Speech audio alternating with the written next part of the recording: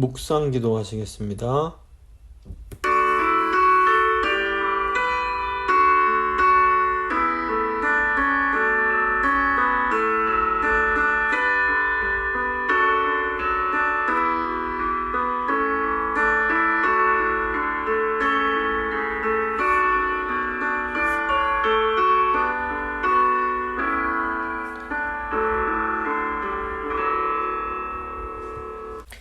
사도신경 고백합니다.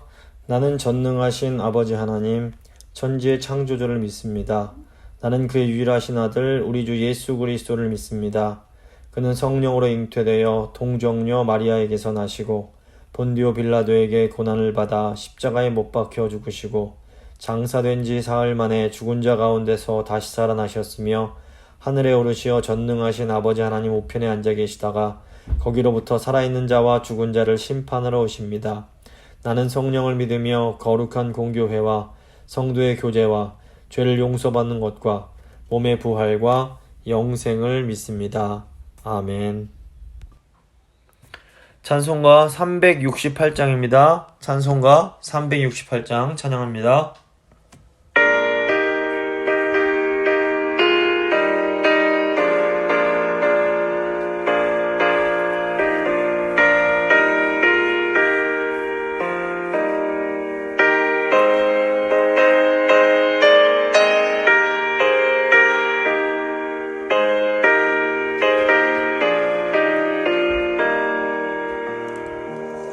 주 예수여 은혜를 내려주사 고충 많게 하옵소서. 이 주의 목마른 나의 맘에 조성령을 부소서. 주 예수여 충만한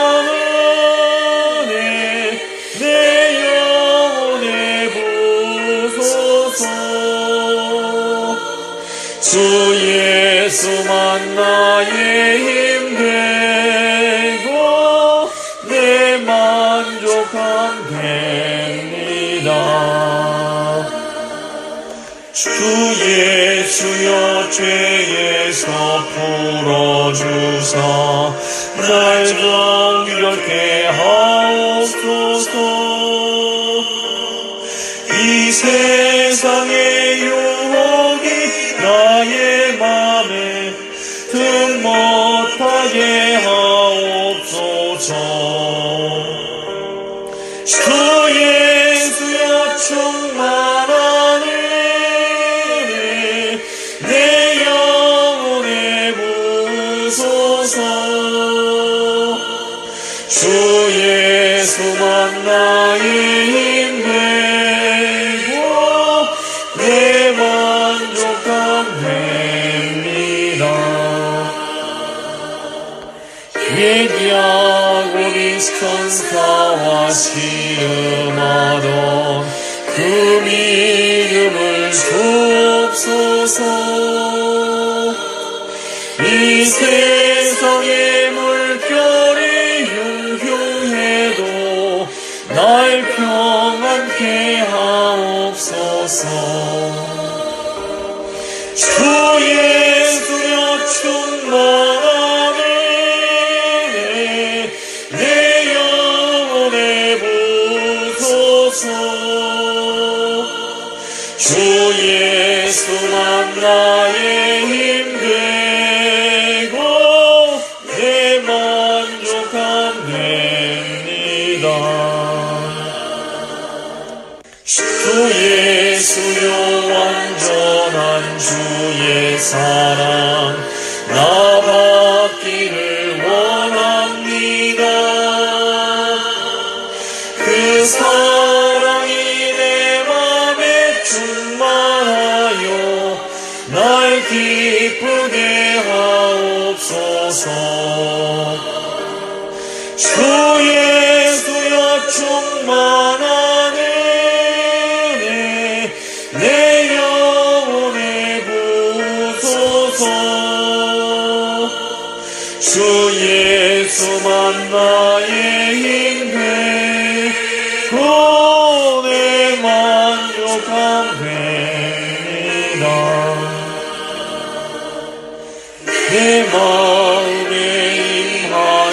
주의 성령 늘 계신 줄 믿습니다. 그 은사를 나에게 부어주사 주 섬기게 하옵소서. 주 예수여 충만한 은혜 내 영혼에 부소서. 주 예수만 나의 힘돼 오늘 만족하네.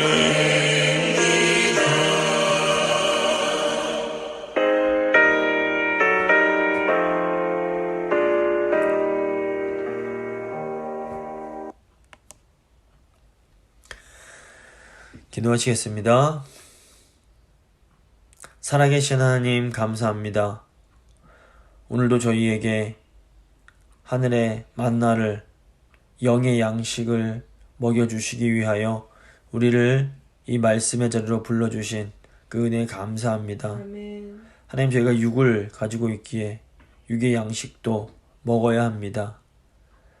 우리에게 필요한 육의 양식을 주시는 분도 하나님이심을 저희가 믿습니다. 하지만 저희는 또 하나님의 영으로 지음받은 자들이기에 육의 양식만으로 이 땅을 살 수 없습니다. 저희 이 땅을 온전한 하나님의 사람들로 살아가기 위해서는 영의 양식인 하나님의 말씀이 반드시 필요합니다.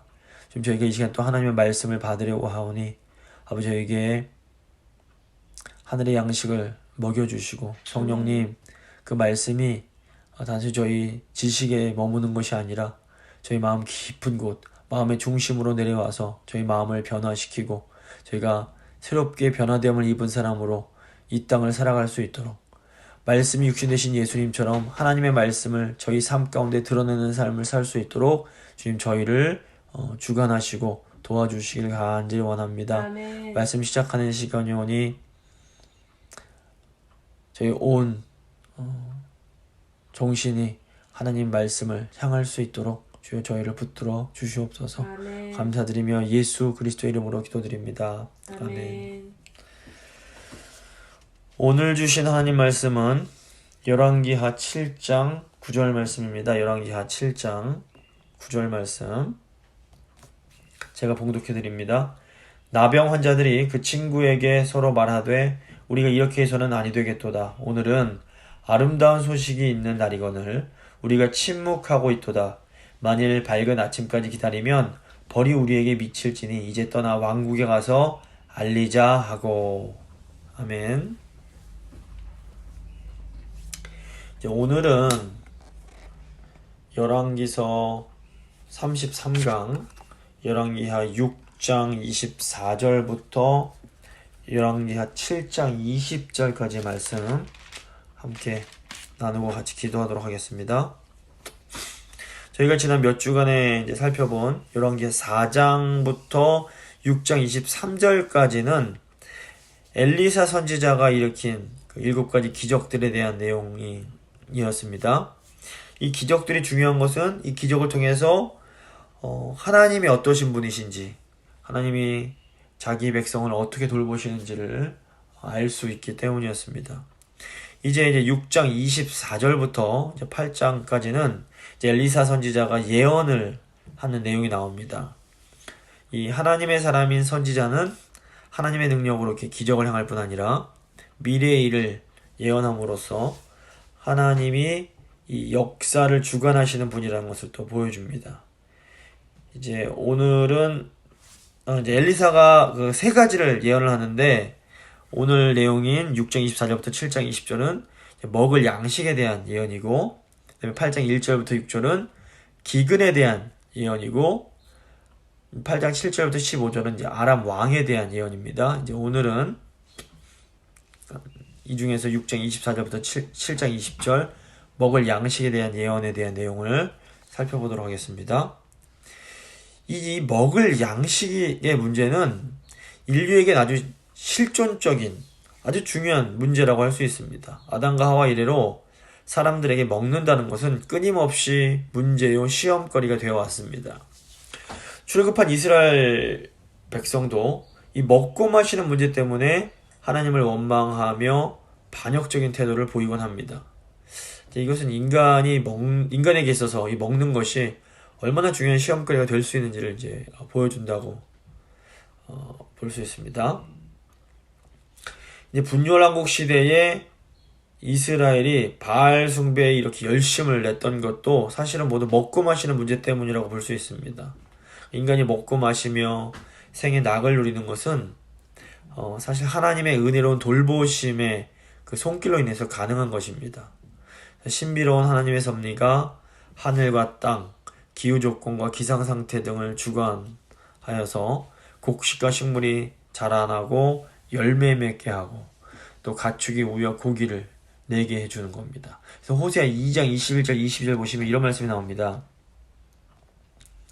여호와께서 이르시되 그날에 내가 응답하리라. 나는 하늘에 응답하고 하늘은 땅에 응답하고 땅은 곡식과 포도주야 기름에 응답하고 또 이것들은 이스라엘에 응답하리라. 이렇게 말씀을 합니다. 그러니까 우리에게 먹을 양식을 주시는 분이 여호와 하나님이심을 이제 보여주는 겁니다. 그런데 하나님은 또한 이제 모세를 통해서 사람이 이렇게 먹을 양식, 떡으로만 사는 것이 아니요 여호와의 입에서 나오는 모든 말씀으로 살아야 한다는 것을 또한 가르치십니다. 오늘 본문 말씀도 바로 이제 이 진리를 증언하는 겁니다. 하나님께서는 자기 백성들에게 먹을 것을 공급해 주십니다. 하지만 하나님의 백성은 또한 하나님의 입에서 나오는 그 말씀을 믿음으로 받아서 살아가야 됩니다. 오늘 24절 말씀입니다.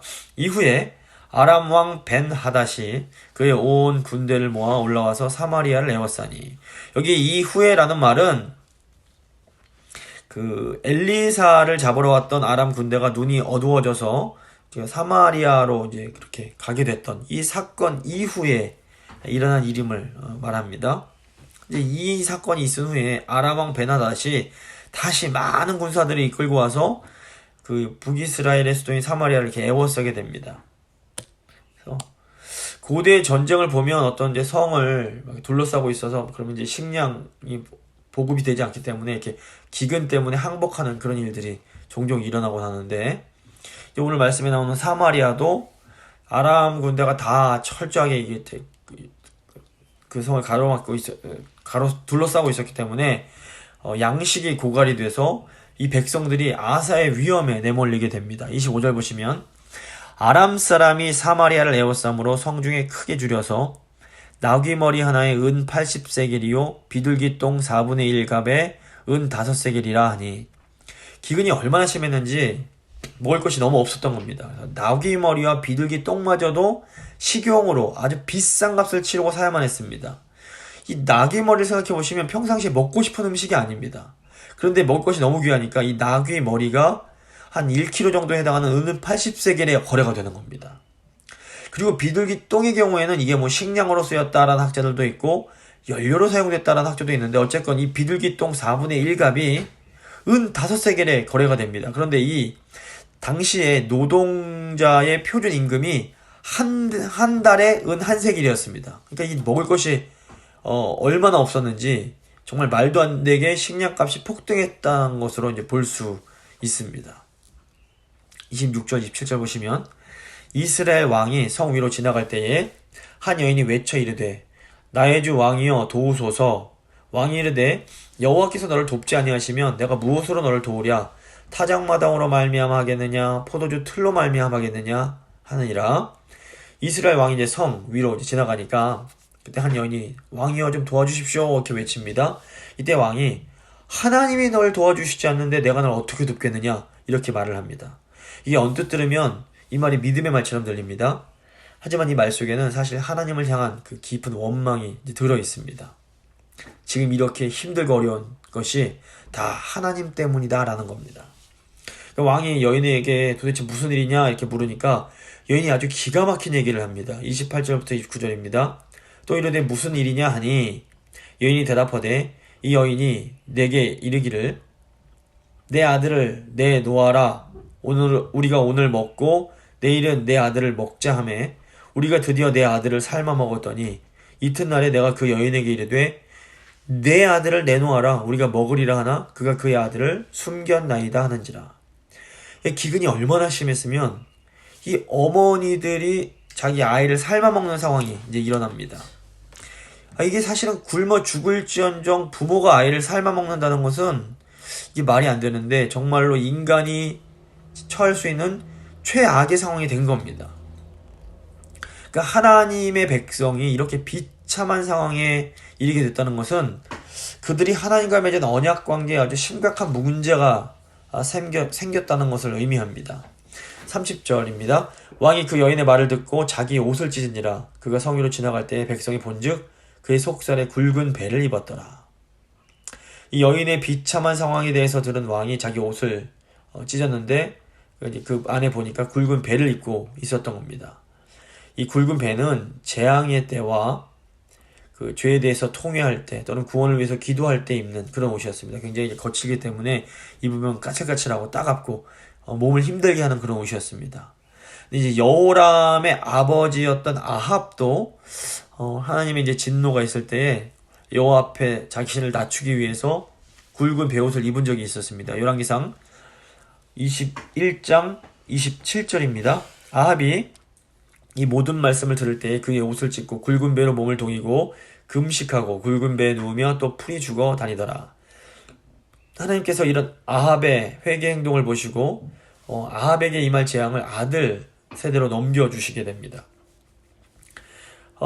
이제 이 여호람도 지금 아합처럼 굵은 베옷을 입고 있었습니다.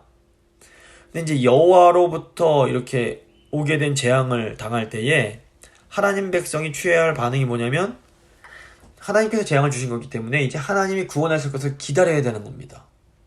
겸손한 마음으로 회개하면서 하나님 이 재앙을 거두어 주십시오 이렇게 하나님을 기다려야 되는 겁니다. 그런데 이제 여인에게 끔찍한 상황을 전해 듣고는 이 여호람 왕이 더 이상 참지 못하고 하나님의 구원을 기다리는 것을 포기해 버립니다. 31절입니다. 왕이 이르되 사밧의 아들 엘리사의 머리가 오늘 그 몸에 붙어 있으면 하나님이 내게 벌 위에 벌을 내리실지로다 하니라. 보면 지금 여호람이 이 모든 이 잘못 어려움들을 엘리사 때문이라고 이제 보고 있는 것 같습니다. 그러니까 왜 여호람이 지금 하나님의 사람 엘리사에게 화를 내면서 이 엘리사를 내가 죽여야겠다. 내가 이 엘리사를 살려두면 하나님이 나에게 벌하실 것이다. 이런 식으로 말을 할까요? 이 여호람은 내심 이 아람과의 전쟁의 책임이 엘리사에게 있다라고 보았던 것 같습니다. 어쩌면 엘리사에게 굴욕을 당한 아람 왕이 복수를 하기 위해서 침략을 했다라고 생각했을 수도 있고, 그보다 또 이제 엘리사가 이전에 이 말씀을 보면 아람이 공격을 할 때 그것을 미리 알고 아람군을 막는 그런 능력이 있었습니다. 그런데 그 능력을 이번에 사용하지 않았던 겁니다. 또 엘리사에게는 기름과 빵을 불어나게 할 수 있는 그런 엄청난 능력이 있음에도 이렇게 끔찍한 기아가 있는데 그 능력을 사용하지 않고 있는 겁니다. 근데 이제 저희가 근본적으로 보면 이 기근이라는 재앙은 이 엘리사 때문에 일어난 것이 이제 아니라 아합 가문과 이스라엘 백성들이 우상을 섬김으로 하나님과 맺은 언약을 깨버렸기 때문에 일어난 것이었습니다.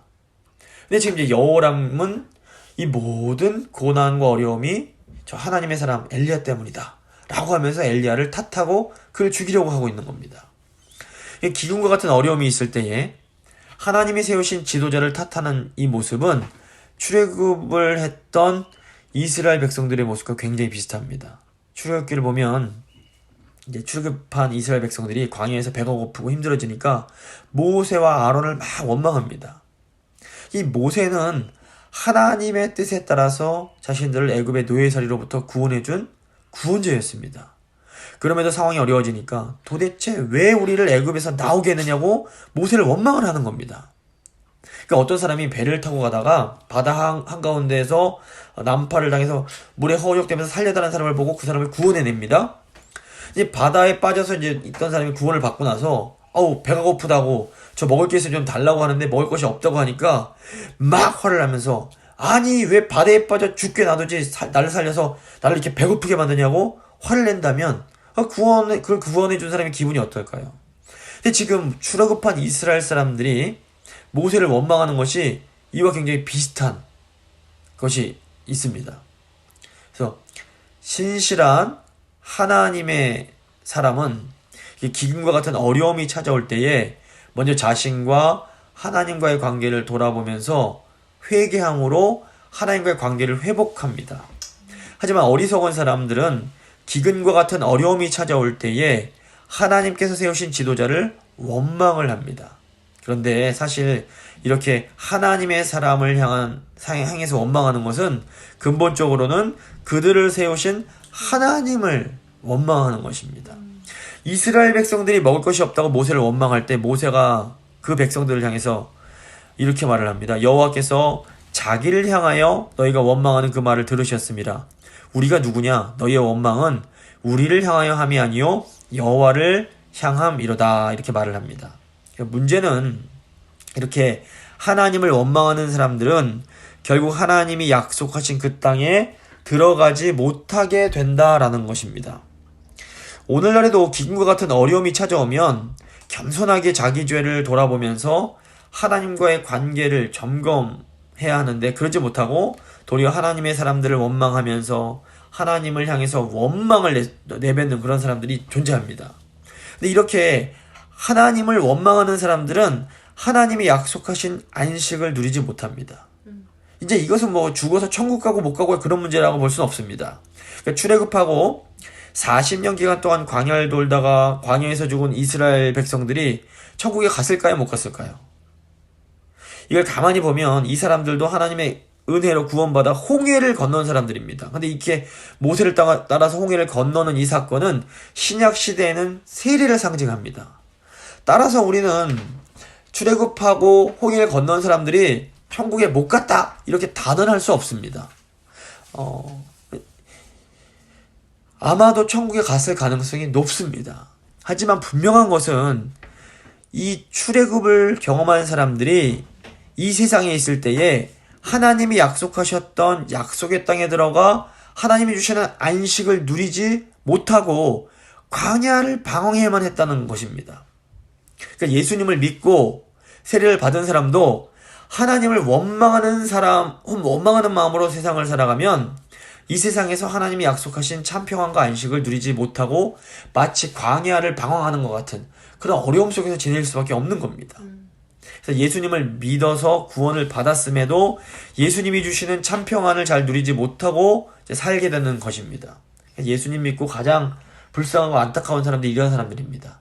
아예 믿었으면 정말로 예수님을 온전하게 신뢰해서 하나님이 주시는 그 평안을 누려야 하는데 예수님을 믿는다고 하면서도 계속 하나님을 원망하고 불신하면서 믿기든 믿으면서도 평안도 못 누리는 이러지도 못하고 저러지도 못하는 정말 미지근한 그런 삶을 살 수밖에 없는 겁니다. 그래서 우리가 복음을 머리로만 믿는 것이 아니라 선한 목자이신 예수님이 지금도 우리 삶을 신실하게 인도하고 계심을 온전히 신뢰할 때에 그때에만 비로소 우리는 주님이 주시는 참 평안을 누릴 수가 있습니다. 물론 때로는 우리가 사망의 음침한 골짜기를 건너가는 것 같은 굉장히 두렵기도 하고 불편하고 어려운 상황을 만날 수 있습니다. 하지만 이 골짜기는 결국 우리를 푸른 초장으로 인도하기 위한 과정에 불과하다는 것을 잊어서는 안 됩니다. 아멘.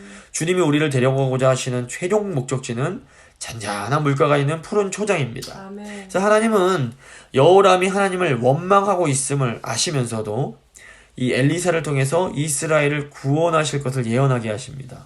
32절입니다. 그때 엘리사가 그의 집에 앉아있고 장로들이 그와 함께 앉아있는데 왕이 자기 처소에서 사람을 보냈더니 그 사자가 이르기 전에 엘리사가 장로들에게 이르되 너희는 이 살인한 자의 아들이 내 머리를 베려고 사람을 보내는 것을 보느냐? 너희는 보다가 사자가 오거든 문을 닫고 문 안에 들이지 말라. 그의 주인의 발소리가 그의 뒤에서 나지 아니하느냐 하고. 이때 이제 장로들이 그러니까 그 여호람 왕이 군사를 보내서 엘리사를 죽이려고 할 때에 이스라엘의 그 장로들이 엘리사와 함께 있었습니다. 아마도 이 장로들이 이 큰 위기 속에서 하나님의 말씀을 듣기 위해서 선지자를 찾아왔던 것 같습니다. 엘리사는 하나님이 주신 예지력으로 여호람 왕이 자신을 원망하면서 자기를 죽이려고 사람을 보냈다는 것을 알고 있었습니다. 여호람 왕의 사자가 도착해서 이제 왕의 말을 전합니다. 33절입니다. 무리와 말을 할 때에 그 사자가 그에게 이르니라. 왕이 이르되 이 재앙이 여호와께로부터 나왔으니 어찌 더 여호와를 기다리리요. 이 왕의 말에는 더 이상 여호와 하나님의 구원을 기다릴 수 없다라는 그런 왕의 마음이 들어 있습니다. 이 북이스라엘 왕 여호람은 이 바알의 주상을 없애고 또 아까 말씀에서 본 것처럼 재앙이 닥쳤을 때에 그 안에다 베옷을 입고 하나님께 회개하는 모습을 보입니다. 그러니까 최소한 표면적으로는 여호와 하나님을 잘 섬기는 그런 모습을 보였던 겁니다. 하지만 중요한 것은 그 마음 깊은 곳에는 하나님의 말씀이 우선이 아니라 자신이 원하는 것이 먼저였습니다. 그리고 이렇게 자기 뜻대로 되지 않으니까 하나님의 사람과 하나님을 원망합니다. 그러니까 여호람 왕도 이 장로들처럼 겸손하게 엘리사에게 와서 도대체 어떻게 하면 좋겠습니까? 하면서 하나님의 뜻을 물을 수 있었습니다. 하지만 여호람은 겉으로는 여호와 하나님을 섬기는 척했지만 속으로는 자기의 욕심이 먼저였던 겁니다. 이 장로교회 창시자라고 할 수 있는 종교개혁자 칼빈은 하나님의 교회 안에도 위선자가 존재한다 이렇게 말을 합니다. 이 위선자도 평소에는 교회 생활을 성실하게 합니다. 그래서 평소에는 위기가 없을 때에는 위선자인지 진짜 성도인지 구분하기가 어렵습니다. 그런데 긴과 같은 이런 어려움이 닥치면 누가 위선자인지가 분명히 드러나게 되는 겁니다. 참 성도는 어려움이 닥치면 더 겸손해지면서 회개하고 그동안 자기가 갔던 잘못된 길을 떠나서 하나님께로 돌아갑니다. 그런데 위선자는 어려움이 닥치면 하나님께 화를 내면서 아니 내가 그동안 하나님께 얼마나 잘했는데 어떻게 하나님이 나한테 이러실 수가 있느냐고 하면서 막 화를 냅니다. 위선자는 종종 하나님을 향한 그 분노를 곁에 있는 다른 하나님의 사람들을 향해서 쏟아부으면서 이게 다 당신 때문에 이런 어려운 일이 생긴 거다. 당신이 어떻게 책임질 거야? 하면서 이렇게 원망을 쏟아냅니다. 감사한 것은 하나님께서 연약한 이스라엘 백성들에게 놀라운 구원을 베풀어 주신다는 겁니다. 7장 1절입니다. 엘리사가 이르되 여호와의 말씀을 들을지어다. 여호와께서 이르시되 내일 이맘때에 사마리아 성문에서 고운 밀가루 한 수알을 한 세겔로 매매하고 보리 두 수알을 한 세겔로 매매하리라 하셨느니라. 엘리사 선지자는 내일 이맘때면 먹을 것이 많아져서 밀가루 한 스아나 보리 두 스아를 그냥 단 한 세겔에 살 수 있게 될 거라고 말을 합니다. 여기서 한 스아는 한 15파인트 정도로 성인 한 사람의 일주일치 식사를 만들 수 있는 그런 양이었다고 합니다. 그러니까 평상시에 비하면 뭐 그렇게 여전히 아주 싼 값은 아니지만 비둘기똥 4분의 1값을 한 세겔에 샀던 거에 비하면 엄청나게 이제 가격이 안정되게 되는 겁니다. 근데 중요한 것은 지금 엘리야가 이 말을 할 때에 여호와의 말씀을 들을지어다. 여호와께서 이르시되 라고 하면서 자신이 전하는 말이 하나님께서 주신 말씀임을 강조하고 있는 겁니다. 그러니까 우리가 사람의 말, 사람의 의견에는 얼마든지 의문을 가질 수 있고 의심할 수 있습니다. 하지만 하나님의 사람이 하나님의 말씀을 선포할 때에는 의심을 하는 것이 아니라 그 말씀을 믿음으로 받아들여야 됩니다. 그런데 지금 하나님의 사람이 전한 하나님의 말씀을 불신하는 그런 사람이 있었습니다. 2절 보시면 그때에 왕이 그의 손에 의지하는 자 곧 한 장관이 하나님의 사람에게 대답하여 이르되 여호와께서 하늘에 창을 내신들 어찌 이런 일이 있으리요 하더라. 엘리사가 이르되 내가 내 눈으로 보리라. 그러나 그것을 먹지는 못하리라 하니라. 왕이 그의 손에 의지한다라는 것은 왕이 이 장관을 아주 신뢰하고 있었음을 의미합니다. 이 장관이 하늘에 창문이 나서 거기로 막 곡식이 쏟아진다고 해도 그런 일이 어떻게 일어날 수 있겠느냐고 하면서 하나님의 말씀, 즉 하나님의 능력을 불신합니다. 우리가 하나님의 말씀에 의문을 갖는 것 자체가 죽을 죄는 아닙니다. 그래서 하나님께서 100세 된 아브라함, 90세 된 사라에게 아들을 주시겠다 할 때 사라도 아이고 어떻게 그런 일이 있겠어요 하면서 의문을 제기합니다.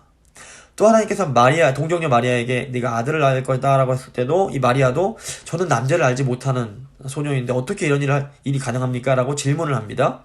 근데 중요한 것은 이 사람들이 질문할 때는 그 마음속에 하나님을 향한 근본적인 신뢰가 있었습니다. 그런데 이제 자신에게 일어날 일이 너무나 엄청난 일이었기 때문에 도대체 어떻게 그런 일이 일어날 수 있는 겁니까? 라고 이제 궁금해서 질문을 했던 겁니다. 하지만 이들이 하나님의 능력 자체를 의심하거나 하나님의 그런 선하심을 의심한 것도 아니었던 겁니다. 하지만 지금 여호람 왕이 보낸 장관은 하나님의 능력 자체를 의심하면서 아이고 그게 어떻게 말이 돼? 말도 안 돼 하면서 하나님의 능력과 말씀 자체를 완전히 부정을 하고 있는 겁니다. 근데 이 사람은 왕이 신임해서 보낸 사람이었습니다.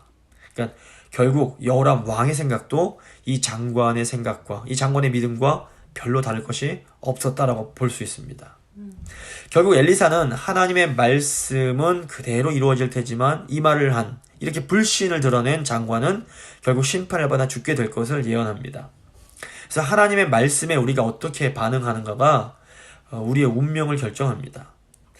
출애굽한 이스라엘 백성들이 이제 가데스 바네아에 도착을 해서 12지파의 그 지파별에 한 명씩 뽑아서 가나안 땅으로 정탐을 보냅니다. 이때 이제 가나안 땅을 다 돌아보고 온 정탐꾼들이 뭐라고 보고를 합니까? 여호수아와 갈렙은 그 땅을 주시겠다라는 하나님의 말씀과 그 능력을 신뢰함으로 우리가 가서 그 땅을 정복하자 이렇게 말을 합니다. 나머지 10명은 그 땅이 좋긴 참 좋은 땅 맞습니다. 하지만 그 땅에는 크고 강대한 안악자손과 거인들이 살고 있어서 그들 볼 때 우리는 메뚜기 같습니다. 우리는 그 땅 절대로 정복 못합니다. 라고 말을 합니다. 결국 이들의 이런 하나님 말씀에 대한 그 약속에 대한 불신의 반응이 이들의 운명을 결정하게 됩니다. 믿음으로 반응했던 여호수아와 갈렙은 그 믿음대로 약속의 땅에 들어갑니다. 안식을 누립니다. 하지만 불신으로 반응했던 10명의 정탐꾼과 또 이들의 말을 듣고 모세와 여호와를 막 원망하면서 이러려면 왜 데리고 나왔냐, 다시 지도자 뽑아서 애굽으로 돌아가자 이렇게 말을 했던 이스라엘 백성들은 결국 40년 동안 광야를 방황하다가 이제 죽게 되는 겁니다. 그래서 우리가 하나님 말씀에 대해서 믿음으로 반응할 것인가 아니면 불신으로 반응할 것인가가 우리의 운명을 결정합니다. 그래서 하나님께서는 결국 말씀하신 그대로 그 말씀을 이루십니다. 3절부터 5절 말씀입니다. 성문 어귀에 나병 환자 4사람이 있더니 그 친구에게 서로 말하되 우리가 어찌하여 여기에 앉아서 죽기를 기다리랴. 만약 우리가 성읍으로 가자고 말한다면 성읍에는 굶주림이 있으니 우리가 거기서 죽을 것이요. 만약 우리가 여기서 머무르면 역시 우리가 죽을 것이라. 그런즉 우리가 가서 아람 군대에게 항복하자. 그들이 우리를 살려두면 살 것이요 우리를 죽이면 죽을 것이라 하고 아람 진으로 가려 하여 해질 무렵에 일어나 아람 진영 끝에 이르러서 본즉 그곳에 한 사람도 없으니. 이 사마리아 성문 어구에 나병 환자 4사람이 있었습니다. 이제 이 사람들도 당연히 성 안의 백성들처럼 극도의 굶주림에 처해 있었습니다. 이 사람들이 굶어 죽느니 사마리아 성원으로 들어가도 굶어 죽고 여기서도 굶어 죽으니 차라리 먹을 것이 있는 아람 진영으로 가서 음식을 구걸해 보기로 결심을 합니다. 우리가 그 사람들한테 항복해서 살려주면 거기서 구걸해서 먹을 수 있다는 겁니다. 그런데 이 사람들이 아람 진영으로 가보니까 그곳에 놀랍게도 한 사람도 없었던 겁니다. 도대체 아람 군인들에게 무슨 일이 있었던 것일까요? 6절부터 7절입니다. 이는 주께서 아람 군대로 병거 소리와 말 소리와 큰 군대의 소리를 듣게 하셨으므로 아람 사람이 서로 말하기를 이스라엘 왕이 우리를 치려하여 햇사람의 왕들과 애굽 왕들에게 값을 주고 그들을 우리에게 오게 하였다 하고 해질 무렵에 일어나 도망하되 그 장막과 말과 나귀를 버리고 진영을 그대로 두고 목숨을 위하여 도망하였습니다. 하나님께서 아람 군대의 귀에 아주 큰 많은 수의 군대의 소리를 듣게 하신 겁니다. 그러니까 아람 사람들이 이거 이스라엘 왕이 해쪽 속과 애굽 왕에게 원군을 요청해서 큰 군대가 돌아왔구나 이렇게 생각을 하고 깜짝 놀라서 다 도망을 쳐버린 겁니다. 그러니까 우리가 여기서 생각해봐야 될 게 뭐냐면 하나님께서 그동안 아람 군대를 쫓아내실 수가 없어서 그냥 그대로 그들을 두신 것이 아니었다는 겁니다. 아람 군대를 쫓아내는 일은 하나님께는 사실 굉장히 쉬운 일이었습니다. 그러니까 이스라엘이 아람 군대로 인해서 이렇게 끔찍한 기근을 당했던 것은 이스라엘이 우상을 섬기면서 하나님과 맺은 언약을 깨뜨린 것에 대한 일종의 징계였던 겁니다. 그러니까 하나님께서 하나님의 백성이 뭐 자기 자녀를 삶아 먹을 정도로 굶주리는 것을 결코 기뻐하는 분이 아니십니다. 그럼에도 이런 징계가 행해진 것에는 우리가 다 이해할 수 없는 어떤 하나님의 깊은 뜻이 있었다고 우리가 봐야 됩니다. 그중 하나의 예가 뭐냐면, 배가 부를 때에는, 여유가 있을 때에는 장로들이 왕을 찾아갔습니다. 그런데 기근이 생기고 극한 고난에 찾아오니까 이 장로들이 어딜 찾아갑니까? 하나님의 사랑 엘리사에게 찾아갑니다. 가서 하나님의 말씀을 듣고자 하는 겁니다. 인간이 정말로 간사한 것이 좀 편안할 때에는 하나님의 길을 찾으려고 하지 않고 뭐 정치적인 방법, 인간적인 방법 이런 것들로 이 일을 해결해 보려고 합니다. 그러다가 인간적인 방법으로는 아무것도 할 수 없는 그 상황이 되면 그제서야 이제 하나님을 찾아가서 겸손하게 어떻게 하면 좋겠습니까? 이렇게 묻게 되는 겁니다. 그런데 하나님은 우리가 그렇게 해서라도 하나님을 찾아오기를 원하시는 겁니다. 그래서 때로는 어쩔 수 없이 우리를 어떻게 보면 극한 상황으로 이렇게 몰아가실 때가 있는 겁니다. 8절 말씀입니다. 그 나병 환자들이 진영 끝에 이르자 한 장막에 들어가서 먹고 마시고 거기서 은과 금과 의복을 가지고 가서 감추고 다시 와서 다른 장막에 들어가 거기서도 가지고 가서 감추니라. 나병 환자들이 우선 배가 고팠으니까 정신없이 줄인 배를 채우고 아람 사람들이 다 버리고 간 보물들을 잔뜩 챙깁니다. 굶어 죽느니 적의 손에 죽더라도 구걸이나 한번 해보자라는 생각으로 찾아갔던 아람 진영에서 나병 환자들이 뜻밖의 큰 은혜를 누린 겁니다. 그런데 그러다가 문득 자기들만 이런 은혜를 누리면 안 되겠다라는 생각을 하게 됩니다. 9절 10절입니다. 나병 환자들이 그 친구에게 서로 말하되 우리가 이렇게 해서는 아니 되겠도다. 오늘은 아름다운 소식이 있는 날이거늘 우리가 침묵하고 있도다. 만일 밝은 아침까지 기다리면 벌이 우리에게 미칠지니 이제 떠나 왕궁에 가서 알리자 하고 가서 성읍 문지기를 불러 그들에게 말하여 이르되 우리가 아람진에 이르러 보니 거기에 한 사람도 없고 사람의 소리도 없고 오직 말과 나귀만 메어 있고 장막들이 그대로 있더라 하는지라. 나병 환자들의 마음속에 우리가 이 아름다운 소식을 가지고 있는데 침묵하고 있으면 안 되겠다라는 생각이 들게 됩니다. 이들의 마음이 이 복음을 소유한 사람들의 마음과 같은 겁니다. 사실 나병 환자들은 아무 소망이 없이 이 세상을 살던 사람들입니다. 나병 환자들에게는 다른 사람들을 뭐 살리고 구원할 능력이 전혀 없었습니다. 하지만 나병 환자들은 자기들이 목격하고 지금 누리고 있는 이 하나님의 은혜, 아름다운 소식을 전해줄 수는 있었던 겁니다. 19세기 영국의 유명한 설교자였던 찰스 스펄전 목사님은 복음 전도는 한 거지가 다른 거지에게 빵을 얻을 수 있는 장소에 대해서 말해주는 것이다. 이 배고픈 두 거지의 유일한 차이는 한 거지는 이미 배를 채웠고 음식을 어디서 얻을 수 있는지를 알고 있다는 것이다 라는 말을 했습니다. 그러니까 영적으로 보면 우리도 이 4명의 나병 환자와 다를 것이 별로 없습니다. 영적인 차원에서는. 영적인 면에 있어서는 우리도 다른 사람들을 구원할 수 있는 능력이 전혀 없습니다. 하지만 우리도 이 나병 환자들처럼 우리가 은혜로 받아 누리고 있는 이 복음을, 이 아름다운 소식을 전해줄 수는 있는 겁니다. 아멘. 어떻게 보면 복음 전파가 참 어려운 것처럼 보입니다. 하지만 또 어떤 차원에서 보면 복음 전파가 참 단순합니다. 우리가 하나님의 은혜로 구원을 누리고 있는데 이 기쁜 소식을 그냥 우리가 보고 들은 것을 전해주기만 하면 되는 겁니다. 11절 12절입니다. 그가 문지기들을 부르매 그들이 왕궁에 있는 자에게 말하니 왕이 밤에 일어나 그의 신복들에게 이르되 아람 사람이 우리에게 행한 것을 내가 너희에게 알게 하노니 그들이 우리가 줄인 것을 알고 있으므로 그 진영을 떠나서 들에 매복하고 스스로 이르기를 그들이 성읍에서 나오거든 우리가 사로잡고 성읍에 들어가겠다 한 것이니라 하니. 하나님이 행하신 아름다운 소식이 이 나병 환자들에게서 이스라엘 사마리아 성읍 성의 문지기에게로 전해지고 또 이 문지기로부터 왕궁 대신에게로 전해지고 또 왕궁 대신에게서 왕에게로 전해집니다. 복음이 사람에 따라 또 전해지는 것 같습니다. 그런데 이 아름다운 소식을 들은 왕이 이 소식을 믿지 못하고 이거 아람 군대가 함정판 거 아니야? 이렇게 말을 합니다.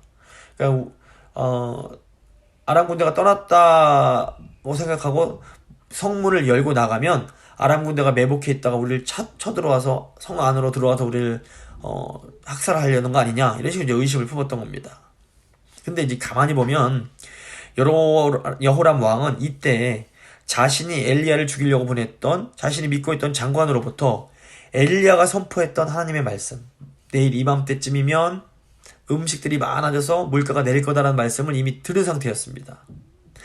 만약에 여호람 왕이 엘리사가 했던 그 하나님의 말씀을 믿었더라면 나병 환자들이 전해준 이 소식이 하나님의 말씀의 성취라는 것을 대번에 알 수 있었을 겁니다. 근데 여호람 왕은 자기가 보낸 장관처럼 하나님의 말씀을 믿지 못하고 있었던 겁니다. 13절입니다. 그의 신하 중 한 사람이 대답하여 이르되 청하건대 아직 성중에 남아있는 말 5마리를 취하고 사람을 보내 정탐하게 하소서. 그것들이 성중에 남아있는 이스라엘 온 무리 곧 멸망한 이스라엘 온 무리와 같으니이다 하고, 나병 환자들에게 의해서 전해진 아름다운 소식을 의심하는 왕에게 신하 한 명이 지혜로운 조언을 합니다. 왕이시여, 그러지 마시고 정탐꾼을 보내서 정말로 아람 군대가 퇴각한 것이 맞는지 확인이라도 좀 해보시라는 겁니다. 이 나만 장군이 자기의 몸에 그 문둥병을 고치기 위해서 엘리사에게 찾아왔을 때에도 엘리사가 요단강에서 7번 씻어라 라는 말을 듣고 화를 내면서 내가 이거 하려고 여기 온 건 줄 알아 하면서 이제 돌아가려고 할 때 신하들이 아이고 그러지 마시고 하나님의 말씀대로 한번 순종해 보시는 것이 안 해보는 것보다 훨씬 낫지 않겠느냐고 이렇게 나만을 설득해서 결국 나만이 순종하고 병을 고치는 은혜를 입게 됩니다. 보면 충성스러운 신하들이 하나님의 말씀을 의심하는 주인에게 한번 그 말씀이 진리인지 아닌지 확인이라도 해보시라고 이렇게 설득을 하는 겁니다.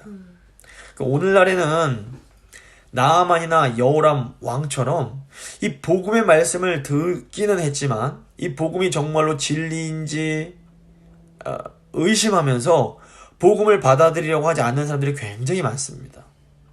그래서 오늘날 이 그리스도인들의 역할이 어떻게 보면 이런 충성스러운 신하들의 역할이라고 할 수 있습니다. 우리는 하나님의 말씀을 들었음에도 의심하면서 믿지 않으려는 사람들에게 한번 믿어보라고, 믿어보고 한번 믿으려고 노력해보는 것이 아예 안 믿고 나중에 후회하는 것보다 훨씬 낫지 않겠느냐고 이렇게 설득하는 그런 역할을 할 필요가 있습니다. 그래서 그 팡세라는 책을 쓴 파스칼이 유명한 아주 말을 했는데, 예수님을 믿는 것이 믿지 않는 것보다 훨씬 유리하다는 겁니다. 믿고 정말 그 말이 사실이라서 천국에 가면 그건 좋은 것이고, 믿고 천국이 없더라도 그거는 뭐 손해볼 게 없는데 안 믿으면 그냥 지옥에 가기 때문에 그거는 더 불리하다는 겁니다. 그러니까 예수님을 믿고 천국에 가려고 노력하는 것이 훨씬 더 유리하다라고 파스칼이 얘기를 했습니다. 14절, 15절입니다. 그들이 병거 둘과 그 말들을 취한지라 왕이 아람 군대 뒤로 보내며 가서 정탐하라 하였더니 그들이 그들의 뒤를 따라 요단에 이른즉 아람 사람이 급히 도망하느라고 버린 의복과 병기가 길에 가득하였더라. 사자가 돌아와서 왕에게 알리니. 그러니까 왕이 신하의 말을 듣고 정탐꾼을 보냈더니 정말로 아람 군대가 퇴각을 한 것이 사실이었습니다. 막 급하게 도망하느라 뭐 다 버리고 갔다는 것이 이제 분명해지게 됩니다. 16절 17절입니다. 백성들이 나가서 아람 사람의 진영을 노력한지라 이에 고운 밀가루 한 스아에 한 세겔이 되고 보리 2수아가 한 세겔이 되니 여호와의 말씀과 같이 되었고 왕이 그의 손에 의지하였던 그의 장과를 세워 성문을 지키게 하였더니 백성이 성문에서 그를 밟음에 하나님의 사람의 말대로 죽었으니 곧 왕이 내려왔을 때에 그가 말한 대로라. 아람 군대의 퇴각 소식을 들은 이스라엘 백성들이 아람 군대의 진영으로 몰려가서 아람 사람들이 두고 간 곡식을 약탈해서 가져오게 됩니다. 그 결과 하나님의 말씀대로 곡식값이 내려가서 이스라엘 경제 상황이 즉시 호전됩니다. 근데 이제 이때 엘리사를 찾아갔던 왕이 의지하던 장관이 성문을 지키고 있었는데 아람 진영으로 몰려가는 굶주린 백성들에게 밟혀서 죽임을 당하게 됩니다. 18절부터 20절입니다.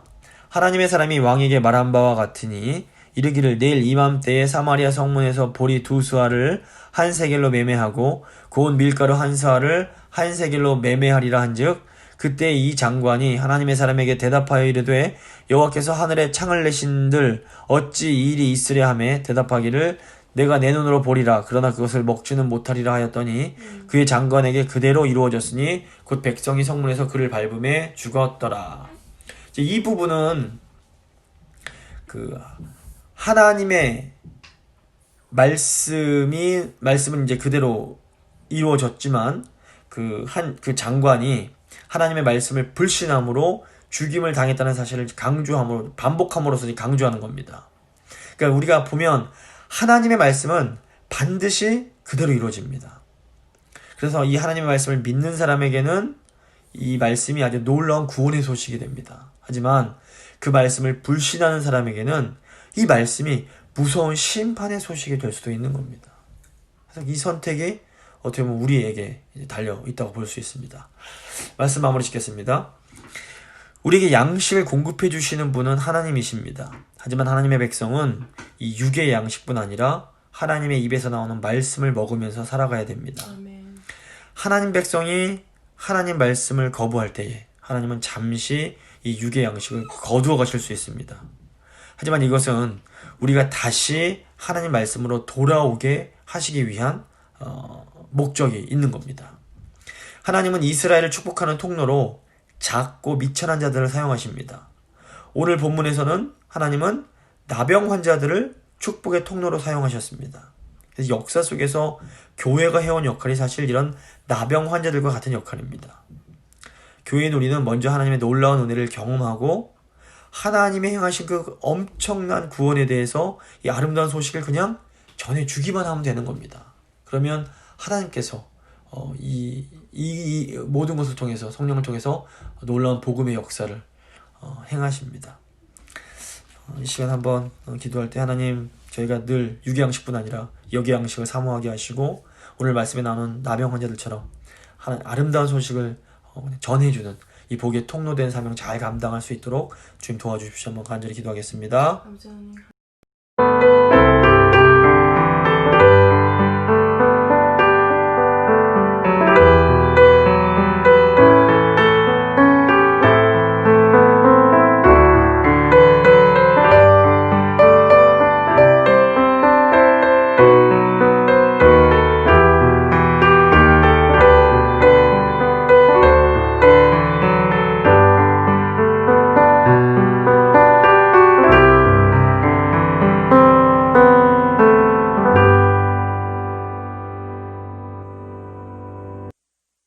기도하시겠습니다. 하나님 아버지, 저희에게 일용할 양식뿐 아니라 귀한 영의 양식도 늘 공급하여 주시는 그 은혜에 진심으로 감사합니다. 하나님, 저희가 늘 하나님의 그 입에서 나오는 말씀을 사모하며 그 말씀을 듣고 그 말씀에 순종함으로 살아갈 수 있도록 주여 저희를 늘 붙들어 주시길 간절히 소망합니다.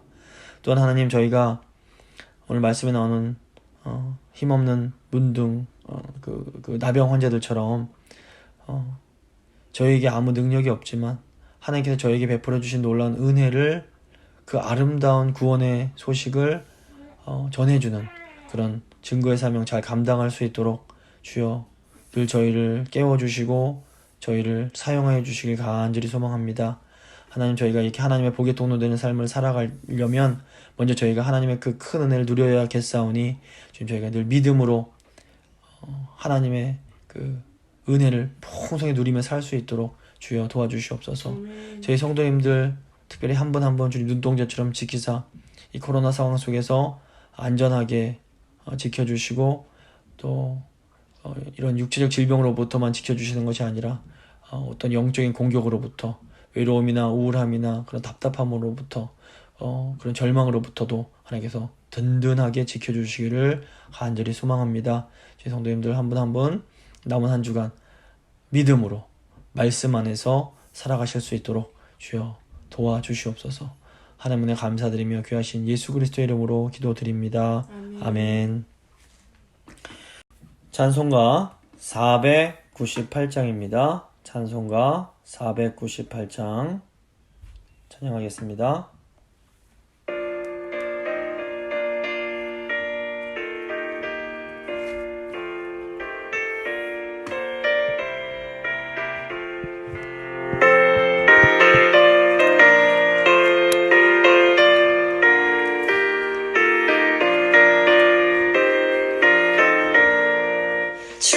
저주나가는 자 구원하고 죽음과 죄에서 건져내며 죄인을 위하여 늘 애통하며 예수의 공로로 구원하네.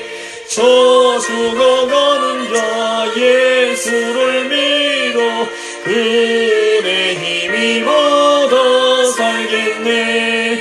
주 믿지 않는 자 불쌍히 여겨 참 회개할 때를 기다리네. 열심을 다하여 인도해보세. 예수를 믿으면 다 살겠네. 저주러 가는 자 예수를 믿어 그의 힘이 받아 살겠네. 저주러 가는 자 구원해내야 우리의 본분을 다하리니. 예수의 구원을 전파할 때에 그 크신 능력을 다 주시네. 저주러 가는 자 예수를 믿어 그의 힘입어 다 살겠네. 아멘.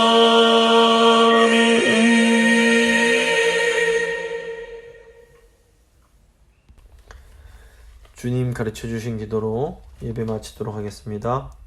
하늘에 계신 우리 아버지, 아버지의 이름을 거룩하게 하시며 아버지의 나라가 오게 하시며 아버지의 뜻이 하늘에서와 같이 땅에서도 이루어지게 하소서. 오늘 우리에게 일용할 양식을 주시고 우리가 우리에게 잘못한 사람을 용서해 준 것 같이 우리 죄를 용서하여 주시고 우리를 시험에 빠지지 않게 하시고 악에서 구하소서. 나라와 권능과 영광이 영원히 아버지의 것입니다. 아멘.